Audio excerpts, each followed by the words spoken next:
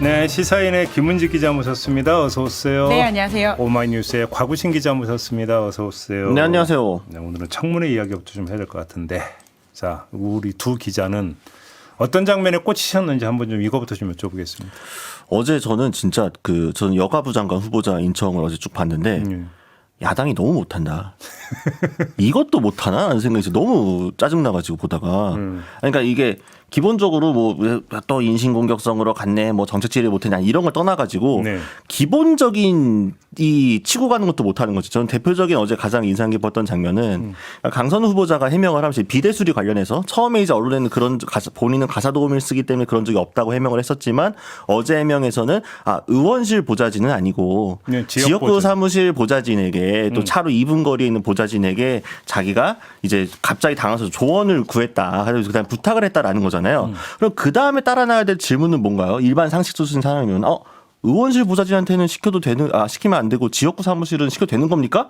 라고 따져 묻는 게 가장 통상적인 루틴의 이 상식적인 논리적 대응 아닙니까? 국민이 그것도 못해. 그 한참 한 바퀴 다 돌고 나서 한참 후에 나서 근데 이거 문제 아닙니까라고 하고 있어요. 왜 그러냐? 저는 국민의힘 의원들도 다수가 어떤 그런 갑질 의식에 절어 있는 분들이기 때문에 이런 것에 대한 이거 뭔가 국민 상식 수준에서 이것도 잘 못 치고 가는 거죠. 약간 네. 그런 거는 그러니까 뭐 모르겠습니다. 지금의 이제 원내대표 겸 비상대책위원장께서도 과거 이제 당직자 폭행 사건으로 제가 또 목격자 아니겠습니까? 당직자 폭행한 사건의 현장. 직접 목격자죠. 저 목격했어요. 그 현장에서. 기사도 썼다고 합니다. 네. 그래서 그 당시 현장에서 목격을 했는데 안 했다 그래가지고 그럼 내가 본 건 뭐지? 이건 슈레딩거의 조인트인가? 있었다가 없었다가 뭐 있지도 없지도 이런 거가 약간 했었거든요. 슈레딩거의 고양이는 아는데 슈레딩거의 조인트는 뭐예요? 그러니까 그 영화죠. 슈레딩거의 고양이도 뚜껑을 열어보기 전까지 산 것도 아니고 죽은 것도 아니잖아요. 관측기 영향을 미치니 그런 것처럼 내가 분명히 저 사람이 무릎을 상대로 이렇게 하는 걸 봤는데 나중에 해명이 폭행을 한 적이 없대. 그럼 내가 본 건 뭐지? 저 있었던 건가 없었던 건가라고 해가지고 제가 이제 굉장히 좀 나열석에 한번 비판을 한 글을 쓴 적이 있는데 묻힌 글인데 혹시 누가 발굴해 주셔서 한번 읽어봐 주시면 감사하겠습니다. 네. 마지막은 영업 멘트네요. 네. 또 그렇습니다. 우리 김은지 기자는 어떤 장면에 꽂히셨나요? 예, 그러니까 결과적으로는 지금 야당이 기회가 왔음에도 불구하고 제대로 골인을 하지 못했다라는 점에서는 비슷한 맥락일 수 있는데요.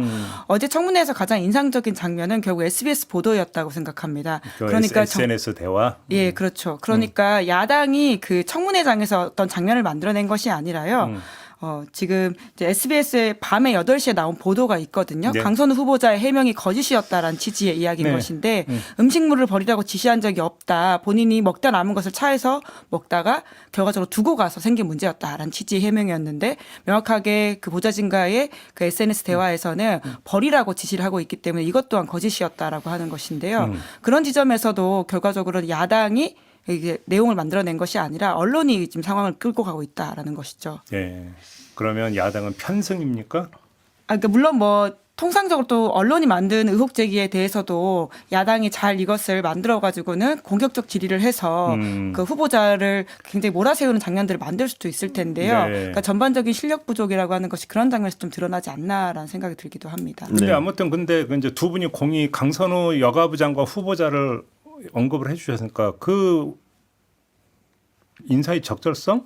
이건 어떻게 평가하십니까? 저는 굉장히 부적절하다 생각을 합니다. 그래요? 네, 강선우 후보자에 대해서는 그러니까 지금 이번에 갑질 의혹과 관련해서 뭐 해명도 좀 잘못됐고 그러니까 예를 들면은 5년 동안 47명이 아니다. 46명이나 27명이다라고 정정했잖아요. 그런 문제가 해결되느냐. 그리고 20명대면은 적절한 수준이니까 대충 계산하면은 한 명당 한 2달 정도 근무하신 거거든요. 단순 계산하면은.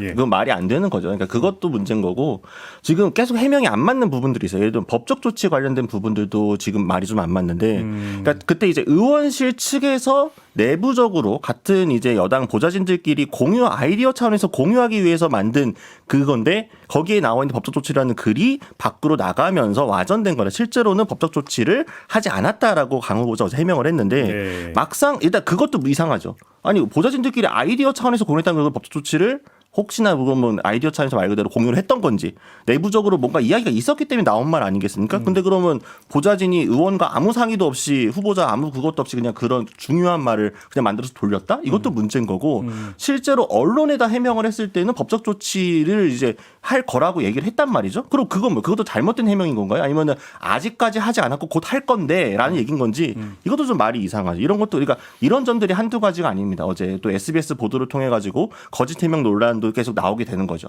근데 그것도 문제인데 이것과 별개로 그냥 어떤 정책적으로 보더라도 과연 지금의 여성가족부에 필요한 장관인지 좀 심각하게 고려를 해봐야 된다. 그러니까 오늘 저기 아까 시작하면서도 우리 뉴스 채굴꾼께서도 지적을 해주셨습니다만 뉴스 채굴꾼이 좋아요. 깍공맨이 좋아요. 에? 그건 깍꿍이요? 깍꿍맨도 괜찮은데 근데 약간 좀 어감이 좀 확 차이가 있잖아요. 그래서 약간 좀 채굴이 이제 난것 같습니다. 하드한 거 갈 때는 좀 채굴꾼, 좀 부드러운 거 갈 때는 깍꿍맨도 괜찮을 것 같고. 깍공맨 입에 착착 감기는. 예, 아까 아직도 꽂히신 것 같아요. 아무튼 아까 아침에도 이제 그래서 차별금지법 얘기가 나왔었는데 차별금지법도 마찬가지고 비동의 강간죄와 관련해서 그렇고 생활동반자법도 그렇고 그러니까 지금 여성가족부가 주요하게 정책 의제로 다뤄서 추진해볼 만한 것들에 대해서 모두 유보적이에요. 강 후보자 같은 경우는. 그리고 오히려 후퇴적인 모습도 보이고 있다. 네. 지금 여가부는 윤석열 정부가 폐지한다 그래갖고 엄청 이제 예산도 압박도 받고 권성동이 한마디 했다고 정상적으로 진행하던 사업 날라가고 윤석열 차 그거 하나 때문에 뭐 예산 다 깎아버리고 막 좀 말도 안 되는 부처였잖아요. 이 부처, 아니, 그러니까 그 여가부를 잘 살려가지고 하기 위해서는 굉장히 적극적이고 이 부처를 정말 살리기 위해서 선진적인 비전을 갖고 있는 분이 해서 추진을 해도 잘 될까 말까인데 네. 이렇게 여러 가지 정책적인 면에서도 그러니까 여성계에서도 그렇게 우려를 표시하고 있는 장관 후보자인데 심지어 이런 갑질 논란까지 있어. 그럼 이재명 정부가 뭐 중도 보수라서 그냥 해도 되는 겁니까? 저는 의지 이럴 필요가 없다. 정부에도 부담이 된다라는 생각을 합니다. 김원지 기자는 어떻게 평가하세요? 예, 어제 우상호 수석이 이 자리에 나와서 말씀하지 않으셨습니까? 국민 눈높이라고 하는 게 키워드일 것으로 보이는데 이제 갑질 논란이라고 하는 것이 요즘 가장 좀 뜨겁고 사람들의 어떤 직관적인 마음을 건드리는 이슈이긴 하거든요. 이제 그런 지점에서 논란이 오늘 어제 상당 부분 해소가 됐을지도 모르겠는데 네. 사실 이제 그런 것들이 해소됐다고 하기엔 좀 미진한 부분이 많은 것 같습니다. 그래서 앞으로도 계속 이 논란이 이어지는 것에 대해서 새 정부가 좀 부담을 가지지 않을까라는 생각이 들고요. 뭐 그런 차원에서 후보 스스로 사퇴하는 모양새를 좀 만들기 위해서라도 우 수석이 어제 처음으로 공중파에 나와서 인터뷰를 한 게 아닌가라는 생각이 들기도 합니다. 아, 그런 의도가 깔려 있다고 보세요? 정무수석이라면 예. 정무의 가장 최고봉이란 뜻 아니겠습니까? 네. 예. 그러면 의원 불패의 신화가 이번에 깨질 수도 있다. 이렇게 보시는 겁니까, 두 분은? 근데 어제 야당 하는 거 보면 될 것 같은데요? 우리 곽우신 기자가 국민의힘 출입인데 네, 맞습니다. 취재가 잘 안 되죠. 취재는 원래 항상 안 됐기 때문에. 네. 네. 극소수 있습니다. 극소수. 극소수. 네. 네, 알겠습니다. 근데 이제 오늘도 계속되고 내일도 계속됩니다. 앞으로 진행될 청문회에서 요주의 대상 내지 주요 관찰 대상은 누구라고 보십니까? 결국 이진수 아닌가요? 이진수 후보자. 그렇죠. 두 분 다 또 의견 통이요? 예. 아니 국민의힘이 그 무적격 5적인가 해가지고 찍었어요. 근데 이제 딱 했을 때도 이제 강선우 이진숙 후보자와 함께 이제 다른 분들이 더 있긴 한데 네. 결국 이제 수요일 날 전장이 굉장히 중요하다 내일. 이진숙 후보자가 아마 두 번째 티핑 포인트가 되지 않을까 싶습니다. 그래요. 네, 버티기 힘들 거라고 보십니까?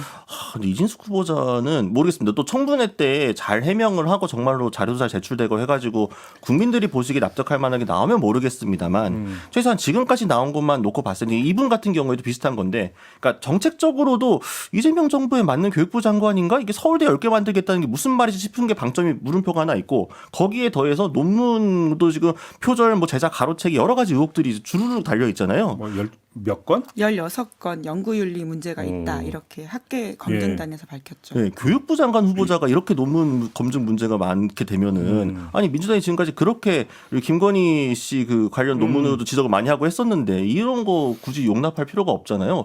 아니, 이 부분도 사실 인선부터가 누가 추천했고 어떻게 검증 절차를 거친 건지 지금 민정수석실의 인사 검증에 문제가 있는 건지 아무튼 여러 가지로 좀 물음표가 뜹니다. 그러니까 이게 딱 전형적으로 후보가 문제가 있을 때 나오는 말이 그거든요. 누가 추천했냐. 이야기가 처음에 이진숙 후보자가 지명됐을 때부터 민주당에서 굉장히 아름아름 많았습니다. 근데 정규재 전 주필은 지금 그 언론에 밝힌 이제 그 이재명 대통령을 만났는데 이재명 대통령이 자신이 추천한 건 아니다라는 취지로 발언했다고 전했잖아요. 그죠? 누가 추천했대 혹시 좀 안에서 말이 도냐고요. 얘기 도는 게 좀 있나요? 이제 그러다 보니까 도통 누구냐라고 하는 왜 말 돌려 지금? 네, 모르겠습니다. 그러니까 그 사람 아니냐, 막 여러 가지 지금 이 후보자의 그 뭐라고 할까, 그 이력을 통해 가지고 추측만 하는 것이지 정확히 누가 추천했다라고 하는 게 떠오르진 않고 있는 상황이거든요. 아직 뭐 구체적인 이름은 예, 안 나와요. 이제 그러다 보니까 뭐 일정 부분 뭐 책임을 미루는 모양새처럼 아니 근데 냉정하게 해서 누가 추천했던 것보다 더 중요한 건 인사 검증을 어떻게 했냐, 이게 더 사실은 더 중요한 문제잖아요. 그쵸. 따지고 네. 보면 네. 그죠? 네. 그렇긴 해요. 그러니까 이런 것들은 그러니까 물론 지금 그 의석 구성들을 보게 되고 또 정권 초고 하다 보니까 정부가 힘이 있으니까 밀어붙이면 밀어붙일 수 있습니다. 인적 보고서 실체가 안 돼도 임명 강행할 수 있죠. 근데 그렇게 강행되는 인사들이 결국은 다 나중에 누적된 데미지로 돌아오게 되거든요. 아마 지금 그러니까 아까도 말씀드린 것처럼 인사청문회에서 어떻게 해명을 할지가 좀 중요하긴 합니다만 지금 기류로 보았을 때는 민주당 내부에서도 충분하지 않으면 어쩔 수 없다. 굳이 강행할 필요는 없다라는 기류도 좀 일부 있는 것 같더라고요. 민주당 기류가 좀 변했습니까? 내부에서 그런 기류도 좀 있습니다. 그래요. 그러니까 대통령 메시지가 핵심이지 않을까 싶습니다. 본인 추천 아니다라는 식의 이야기지 않습니까? 거기는 그렇다면 이미 또 메시지가 담겨 있다. 일정 부분 읽을 수 있는 말들이 있다라는 생각이 드는데요. 그러니까 당에서 총력을 대응해가지고는 보호해야 될, 혹은 지켜야 될 만큼의 후보냐라는 차원에서의 이제 의문점이 올라오기 시작하는 것이죠. 물론 네. 그러니까 공개적 기조는 다 통과다라고는 하고 있는데요. 이제 청문회를 거치고 나서 과연 그게 이제 유지가 될까? 물론 청문회까지 우선 시간을 주는 것 같습니다. 거기서 보고 어떻게까지 되는지를 살펴봐야 될 것 같은데요. 하지만 그 이후까지도 그 기조가 유지될 수 있을지에 대해서는 조금 물음표가 있죠. 알겠습니다. 여기다가 이제 또 그 국민의힘에서 막 벼르고 있는 대상이 또 정은경 보건복지부 장관 후보자다, 이런 얘기도 있던데, 보도도 나오고. 근데 공교롭게 전부 다 여성이에요. 근데 그래서 예를 들어서 낙마로까지 갔다고 쳐요. 근데 또 이런 현실적인 문제가 있습니다. 어떤 그 여성 장관 비율 문제, 또 이런 것도 사실 또 있지 않습니까? 여성 장관 비율 30% 정도 물론 맞추겠다 공약한 건 아니었는데 네. 내부적으로 제가 들었을 때는 좀 맞추면 그래도 좋지 않겠느냐는 기류가 그럼요. 분명히 있던 건 맞더라고요. 근데 그러니까요. 그걸 통해서 물론 저는 그것 때문에 장관 후보자를 무조건 여성으로 고르는 것도 좀 문제라고 봅니다만 근데 어쨌든 중요한 거는 그 비율을 맞추기 위한 어떤 그런 과정에서 보면은 그러니까 지금 나오는 그 여성 후보자들이 갖고 있는 주무 부처들이 다 소위 말하는 우리가 흔히 생각했을 때 중요 부처, 사실 그 부처를 나누는 것도 좀 잘못된 인식입니다만 소위 말하는 좀 더 힘있고 중요 부처들은 다 결국 남성 후보자들 앉혀놓고 뭔가 비율 맞추려고 좀 이렇게 힘없는 부서들 혹은 좀 덜 중요시 여겨졌던 정치적으로 그런 부서들의 장관 후보자로 여성들을 맞춰갖고 구색만 맞추기 식으로 가는 것도 또 문제다. 오히려 그런 식으로 하다 보니까 사람이 좀 없어갖고 더 좀 자질이나 인사검증이 덜 된 상태로 후보를 올리는 거 아니냐, 이런 식의 지적도 있는 상황이거든요. 근데 이 세상의 절반은 여성인데. 네, 전 찾으면 있다고 찾으면 생각합니다. 있죠, 네. 사실. 예, 보통상 이제 제대로 안 찾고 하는 이야기에 불과하다는 생각이 들고요. 그러니까 국회의원들 이번에 굉장히 다수가 지금 장관으로 올라가지 않았습니까? 원내에서 혹은 뭐 전직 의원들 찾으면 충분히 있다라는 생각이 듭니다. 자격까지 갖추고 실력 있는 분들이 있기 때문에 그러니까 적극적으로 찾을 노력을 해야 된다. 라는 이야기 하고 싶습니다. 그렇고요. 아무튼 근데 이제 두 분이 공이 지적하는 것은 야당의 화력이 너무 약하다. 그죠? 약하죠. 네, 그 김인석 후보 청문회 때부터 시작을 해서 지금 야당이 가지고 있는 의지와 노력에 대한 부분들에 대해서는 네. 많은 분들이 공감할 거라는 생각이 듭니다. 그 격가지 얘기 좀 저는 계속 이제 그 쓸데없는 거에 꽂히기 때문에 그 격가지 얘기 가운데 하나로 이제 그 보통 뭐 이제 피켓 세우고 노트북 그 뚜껑에다가 뭐 붙이고 하는 그쵸. 거 항상 이게 이제 그 그쵸. 시비거리가 되잖아요. 그쵸. 이건 어떻게 평가하세요? 기자로서. 아니 지금 거의 약간 그 오전에 본격적으로 질의하기 전에 의사진행 발언을 여러 하면서 자료 제출 요구하고 영상에 소리 트니 많이 그다음에 저거 떼라 마라 하는 그게 거의 루틴화되어 있어요. 네. 저는 그러니까 그거 자체가 사실상 지금 거의 약속 대련처럼 여야가 지금 맨날 주고받고 위치 바뀔 때마다 입장 바꿔서 막 하고 있는 상황이거든요. 근데 이거는 그냥 이제 좀 정리를 할 때가 됐다.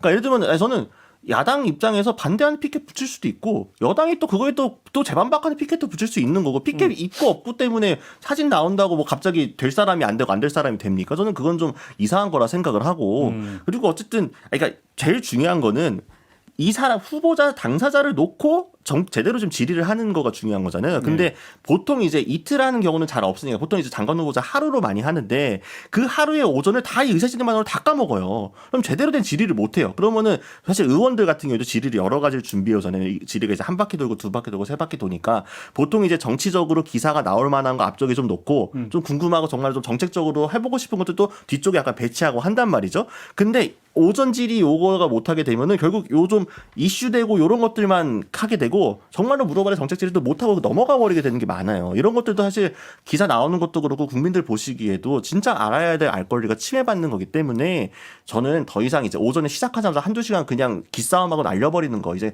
그만 좀 하자. 여야가 언제 바뀌든지 간에 좀 정리했으면 좋겠습니다. 알겠습니다. 네. 어제 그 강선우 의원 이름을 두고 이렇게 삼행시를 야당에서 가져왔더라고요.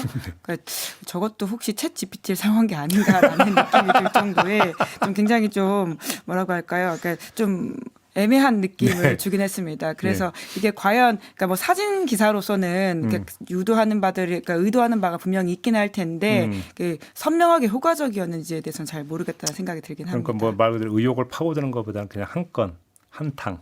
또 이것도 있죠. 그죠? 주목받는 거 한 건, 뉴스가 하나. 이거. 어떻게든 한번 나오려고 또 이렇게. 알겠습니다. 이 정도로 하고요.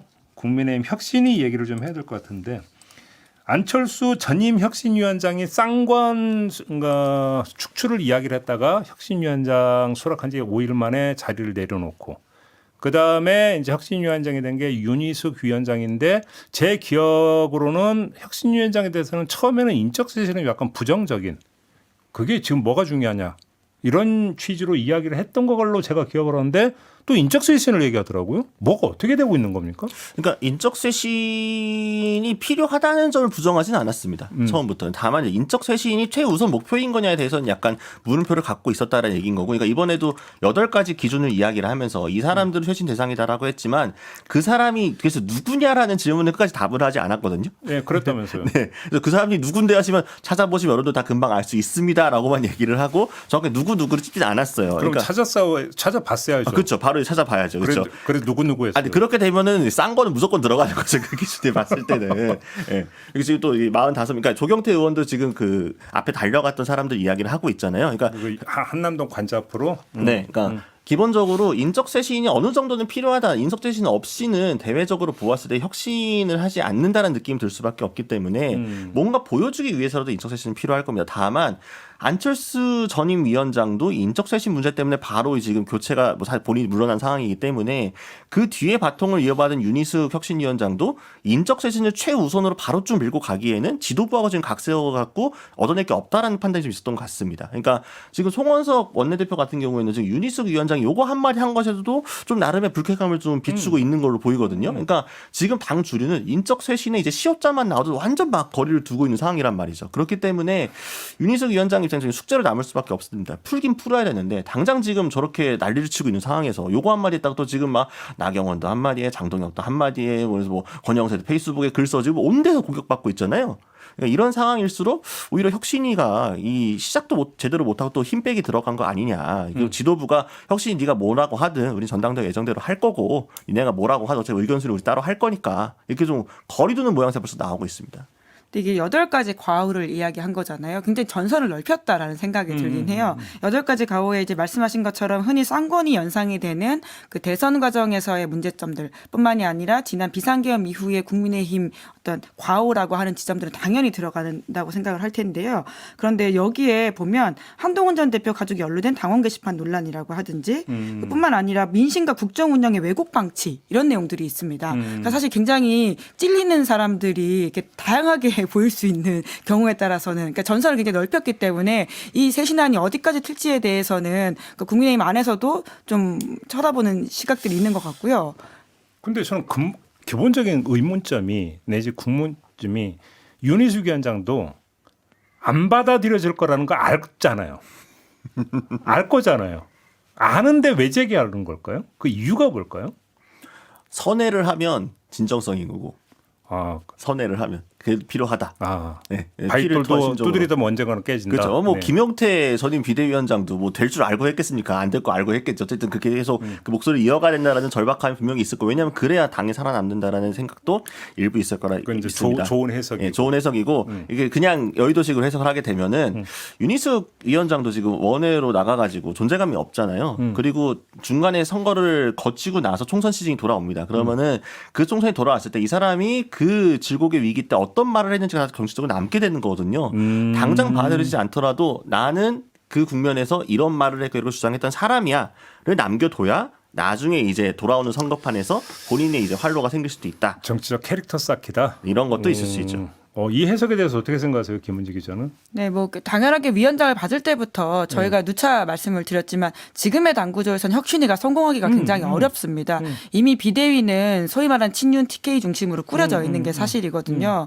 그러니까 저분들이 비대위의 중심에 있으면서 과연 혁신 자체가 가능하냐, 혹은 혁신위가 하는 게 혁신이라고 볼 수 있냐라는 이야기를 할 수밖에 없는 상황이고요. 그런 상황에서도 지금 독배를 마시는 심정으로 혁신위원장을 잡았다라는 자체가 그러니까 무언가의 자기의 어떤 퍼포먼스 빌드업이라고 볼 수밖에 없는 지점은 있지만 하지만 모든 정치인은 그런 동력으로 움직이기 때문에 그걸 꼭 나쁘게 보기는 어렵다라는 물론이죠. 생각이 들긴 합니다. 물론. 그러니까 이걸 가지고 어떻게 결과를 만들어내느냐의 문제인데요. 결과를 만들면 좋고 만들지 않는다고 하더라도 이 자체가 틀린 이야기라고 보기는 어렵긴 할 테니까요. 근데 쌍관의 한 명인 권영세 전 비대위원장이 어제 KBS인가? 라디오에 나와가지고 네. 아니 인적 쇄신은 총선 때 하는 거 아니냐. 총선 때 하면 되지 않냐. 이렇게 얘기를 했잖아요. 어떻게 생각하십니까? 그게 전형적으로 예전에 이제 그 윤상현 의원이 얘기했던 그 김재섭 의원한테 말한 거로 잘못 전해져가지고 김재섭 의원이 공격받은 거 있지 않습니까? 1년만 지나면. 1년만 지나면 다 까먹더라. 네, 그거에 전형적인 걸로 봅니다. 어쨌든 본인이 용산 불패고 또 그 지역구에 그것도 있을 것이고 당의 중진으로서 지분이 있는 사람이니 본인은 날아가지 않을 거라는, 그러니까 이 파도만 넘으면 그때 가서 날아가지 않을 거라는 확신이 있는 거죠. 소나기 피하기다. 네. 아니 저는 근데 이제 또 권성동 의원과 권영세 의원의 대응의 차이도 봐야 된다는 생각이 드는데요. 네. 이제 그게 지역구의 차이라는 생각이 들거든요. 아. 그러니까 아무래도 경선이 더 힘든 곳, 경선에서 탈락한다고 하더라도 권성동 의원 같은 경우는 과거에도 무소속으로 당선돼서 살아 돌아온 적이 있습니다. 그렇죠. 그렇기 때문에 지금 이 국면에서 오히려 조용히 안에 있는 거라는 생각이 들고요. 근데 권영세 의원 같은 경우는 사실 지역구를 바꿔가지고는 용산에 갔었고 용산은 다음에 국민의힘 경선이 이제 좀 치열해질 수 있는 곳이긴 합니다. 이제 그런 차원에서의 목소리가 나는 것이 좀 더 차이가 있는 게 아닌가라는 생각이 들기도 오히려 하고요. 이제 그 쇄신의 어떤 대상으로 자신의 이름이 계속 되풀이되는 거가 좀 권영세 전 비대위원장이 더 부담스럽다. 그래서 일단 넘기자. 그런 그런 면으로 취지다. 있어 보이기도 하죠. 근데 이제 두 쌍관의 대응 태도가 다르다라는 점을 말씀하시고 또 불현듯 떠오르는 권성동 전 원내대표가 했던 하남자 발언은 하남자 발언 어떻게 생각하십니까? 저는 이 상남자 하남자 그런 말을 모르겠어요. 아마 보좌진이 해가지고 해서 SNS에 올린 게 아닌가 싶은데 저는 이 부분에 대해서는 안철수 의원 측의 대응이 훨씬 더 센스 있다 생각합니다. 네. 그래서 하남자 사실 그러니까 정치의 언어가 워낙 지금 워낙 이런 시대이기 때문에 많이 좀 떨어지긴 했습니다만 그럼에도 불구하고 기본적으로 지켜야 될 품격은 필요하다 생각이 들거든요.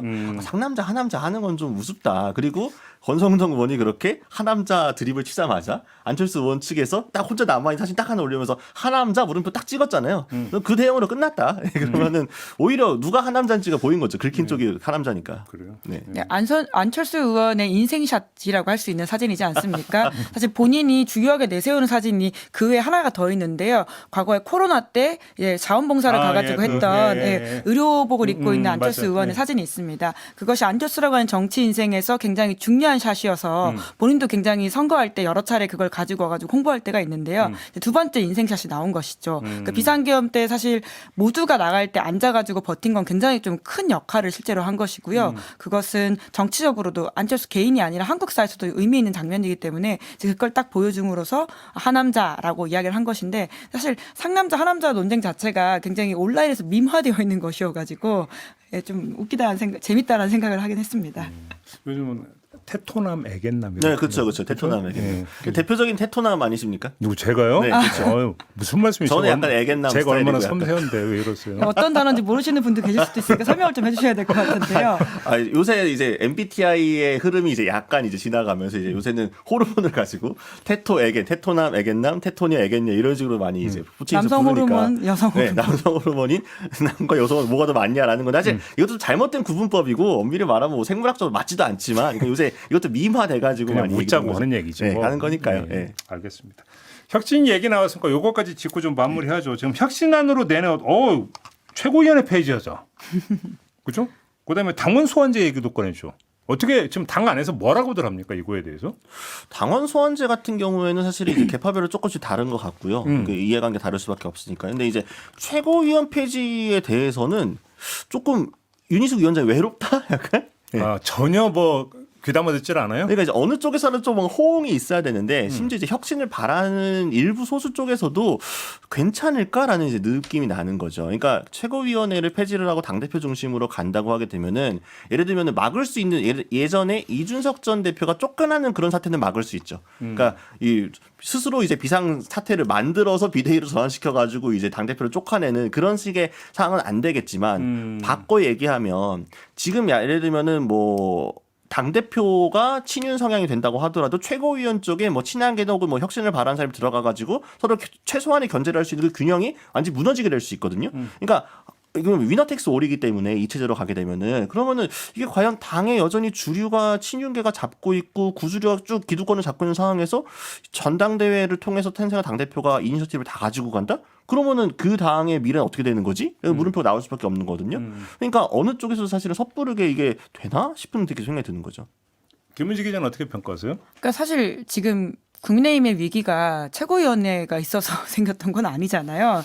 이제 그런 지점에서 이게 과연 맞는 진단인가라는 생각이 들기도 하고요. 네. 이제 뿐만 아니라 이것에 대한 반발 때문에 지금 전당대회 날짜도 못 잡히고 있는 상황이거든요. 그러니까 이 산을 넘어가야지 룰 세팅이 어떻게 되는지에 따라 가지고는 그렇죠. 이후에 이제 전당대회를 어떤 식으로 할지에 대한 얘기들이 나오는데 그렇죠. 가안이 원래 있었는데요.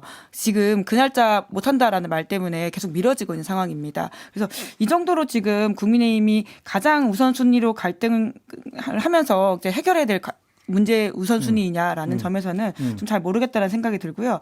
뭐 물론 이제 견제하려고 하는 사람들이 분명히 있어 보이긴 합니다. 최고위원이 올라가면서 생겼던 과거의 문제점들은 분명히 있는데 예. 근데 과연 이 문제가 1등이냐라는 좀 계속 의문점이 들고요. 국민의힘의 문제는 제도의 문제가 아니라 사람의 문제잖아요. 그러니까 같은 제도를 둔다고 하더라도 그걸 어떻게 운영하는 사람에 따라서 얼마든지 바뀔 수 있는 거고 네. 제도가 아무리 좋아도 사람이 별로면 얼마든지 또 망가질 수 있는 게 또 당의 민주주의 아니겠습니까? 저는 최고위원회란 제도를 지금 그게 우선순위 방금 잘 말씀해 주신 것처럼 건드릴 필요가 있느냐 그게 문제였느냐에 대한 좀 방점을 찍어야 된다. 그러니까 혁신이로서는 뭔가 바꾸는 혁신안을 제시를 해야만 뭐 좀 이슈도 되고 주목도 받을 수 있기 때문에 고심 끝에 내놓은 안이 아닐까 싶기는 한데 굳이 오히려 더 부작용이 클 수도 있다 생각이 듭니다. 근데 국민이 다 아는 그 국민의힘의 핵심적인 혁신이 뭔지는 전 국민이 다 아는 거 아닌가요? 그러니까요. 예? 네. 지금 이제 오늘 중앙일보 칼럼을 보니까 이영자 당도 못되게 생겼다라는 식 이야기가 나오고 있습니다. 이러다가 영남 자민련 죄송합니다. 이러다 영남 자민련 된다라고 하는 자조를 본인들끼리 한다라는 것인데요. 네. 그조차도 안 되게 해야 된다. 제발 TK 유권자들이 국민의힘 뽑지 말아달라라는 취지의 이야기를 오늘 중앙일보 칼럼으로까지 나왔거든요.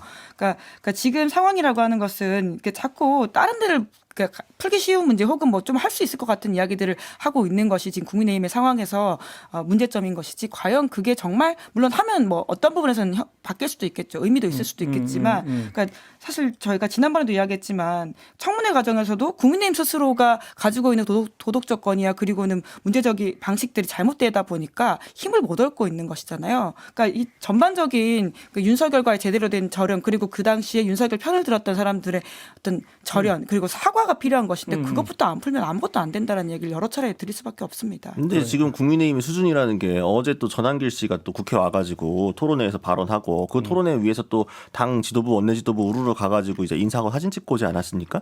거기서 하는 말들이 또 부정선거 어쩌고 저쩌고 이런 얘기하고 윤석열과 절연을 해서 대선 진 거다 이런 말도 안 되는 소리 하고 있고 그러니까 그 당 수준이 아직도 그 모양 그 꼴인 거예요. 그러니까 총선이 너무 많이 남은 거죠. 네. 만약 내년에 지선이 아니라 총선이 있었으면은 아마 이렇게 안 했을 겁니다. 뭔가 우리 혁신해야 돼라고 쇼라도 했을 건데 너무 총선 많이 남았고 당장 뭐 안 해도 뭐 의석 바로 잃어버리는 거 아니니까 이런 안이한 생각 때문에 지금의 지지율 위기 같은 것들이 체감되지 않는 거죠. 저는 그런 식으로 단기적으로 요것만 넘어가는 정치하게 되면 결국에는 진짜로 소멸의 길을 걸을 수 있다. 영국도 원래 양당제가 있었는데 그 양당제 한 축이 완전히 바뀌지 않았습니까?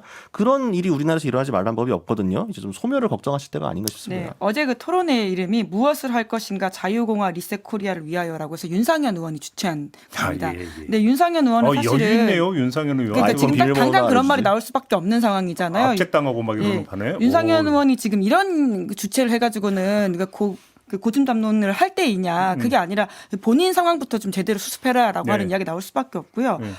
지금 수사 대상이 되어가지고 압수수색 당했다라는 이야기가 있는데 심지어 오늘 나온 보도를 보면 지난 12월 달에 휴대전화를 교체했다라고 하는 거예요. 뭐 이런 것만 보더라도 지금 당 수습이나 혁신 이야기할 때가 아니라 이런 것들 어떻게 잘라내느냐의 문제다라는 이야기를 제가 볼 다시금 때는 휴대전화 교체한 걸 믿고 그러나 보죠. 뭐.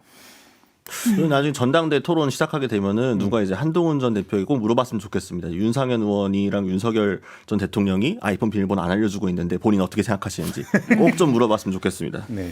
기자가 질문하면 되겠네. 제가 나중에 백그라운드 브리핑 혹시 그 기회 있으면은 예. 물어보겠습니다. 예. 출입 정지자 가능한지 모르겠네. 화이팅. 네. 과구신 화이팅.